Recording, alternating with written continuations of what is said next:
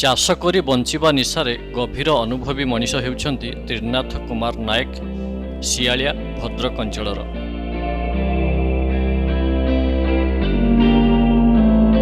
ବିଭିନ୍ନ ପ୍ରକାରର ଚାଷ ଯଥା ଧାନ ହେଉ କିମ୍ବା ଅନ୍ୟାନ୍ୟ ପନିପରିବା ଚାଷରେ ଅପୂର୍ବ ସଫଳତା ପାଇବା ପରେ ଏବେ ମନ ବଳାଇଛନ୍ତି ପିଜୁଳି ଚାଷରେ।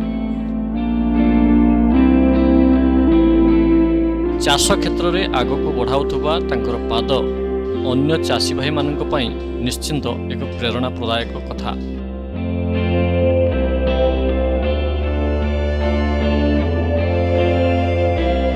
ଅମୃତଭଣ୍ଡା, କଦଳୀ, ବାଇଗଣ ଆଦି ଫସଲରେ ସଫଳ ହେବା ପରେ ଗତ କରୋନା ସମୟରୁ ପିଜୁଳି ଚାଷରେ ମନୋନିବେଶ କରିଛନ୍ତି ତ୍ରିନାଥ ନାୟକ।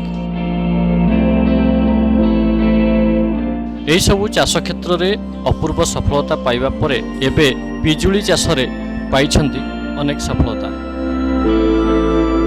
ଚାଲନ୍ତୁ ତାଙ୍କ ମୁହଁରୁ ଶୁଣିବା କିଭଳି ଭାବରେ ସେ ଏତେ ସବୁ ପ୍ରୟାସର ସଫଳତା ପାଇପାରିଛନ୍ତି। କେବେ କ'ଣ ମୁଁ ତ ଆକ୍ଚୁଆଲି ପରିବା ଚାଷ କରୁଥିଲି, ବାଇଗଣ, କଲରା, ଜହ୍ନି, ଭେଣ୍ଡି ଇତ୍ୟାଦି ଇତ୍ୟାଦି। ସେଥିରେ କ'ଣ ହେଲା, ଆମର ଯେଉଁ କ୍ଲାଇମେଟ୍ ହେଲାନି କି, ଯେଉଁ କ୍ଲାଇମେଟ୍ ଯେଉଁଭଳିଆ ହିସାବରେ ବଦଳୁଛି ତାର ରୋଗ ପୋକ ବି ସେଇଭଳିଆ ହିସାବରେ ବଦଳୁଛି, ଯାହାଫଳରେ କି ମୁଁ ବହୁତ ଲସ୍ ବି ସହିଲି। ଲସ୍ ସହିଲା ପୂର୍ବରୁ ତାର ବର୍ଷେ 2 ବର୍ଷ ପୂର୍ବରୁ ମୁଁ ପ୍ରଥମେ ମୋର ଏକ୍ସପେରିମେଣ୍ଟ କରିବା ପାଇଁ ମୁଁ ପିଜୁଳି ଗଛ ଯେଉଁ ମୋର ପୋଖରୀ ଅଛି, ପୋଖରୀ ସାଇଡ଼ରେ ମୁଁ 5ଟା ଗଛ ଲଗେଇଲି ମୋର ଏକ୍ସପିରିଏନ୍ସ କରିବା ପାଇଁ।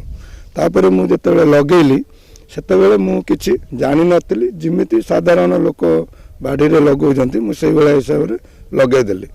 ଲଗେଇଦେବା ପରେ ମୁଁ ଯେତେବେଳେ ବର୍ଷେ 6 ମାସ ପରେ ପିଜୁଳି ଫଳିବା ଷ୍ଟାର୍ଟ ହେଇଗଲା। 6 ମାସ ପରେ ଯେତେବେଳେ ପିଜୁଳି ଫଳିବା ଷ୍ଟାର୍ଟ ହେଇଗଲା, ମୋର ବର୍ଷକ ଭିତରେ ମୁଁ ତାର ଗୋଟେ କ'ଣ କରେ, ଯେତିକି ପିଜୁଳି ସବୁ କଲେକ୍ସନ୍ କରିକି ମୁଁ ମାର୍କେଟକୁ ଛାଡ଼େ, ମୁଁ ତାର ଗୋଟେ ହିସାବ ରଖେ। ହିସାବ ରଖିଲା ପରେ ମୁଁ ଯେତେବେଳେ ବର୍ଷକର ପିଜୁଳି ହିସାବ କଲି, 5ଟା ଗଛରେ ମିନିମମ୍ ମୁଁ କୁଇଣ୍ଟାଲରୁ 1.5 କୁଇଣ୍ଟାଲ ଭିତରେ ମୁଁ ମାନେ 6 ମାସରୁ ବର୍ଷ ଭିତରେ ଅମଳ କଲି। ତାପରେ ମୁଁ ହିସାବ କରିକି ଦେଖିଲି ମୁଁ ତ ପିଜୁଳି ଚାଷ କଲେ ମୋତେ ବହୁତ ବେନିଫିଟ୍ ହେବ, ମୋର ଏତେ ଲସ୍ ହେବନି।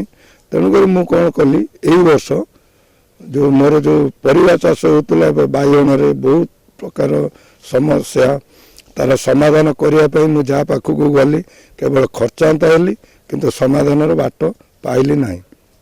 ଯାହାଫଳରେ କି ମୁଁ ଆଜ୍ଞା ଚାଷ କରିକି ମୋ ଜୀବିକା ନିର୍ବାହ କରେ। ତେଣୁକରି ମୋର ଏତେ ଅତ୍ୟଧିକ ମାତ୍ରାରେ ଲସ୍ ହେଲା, ମୁଁ ସେଇଠୁ କ'ଣ କଲି, ମୁଁ ଏଇ ପିଜୁଳିକି ଆପଣେଇ ନେଲି।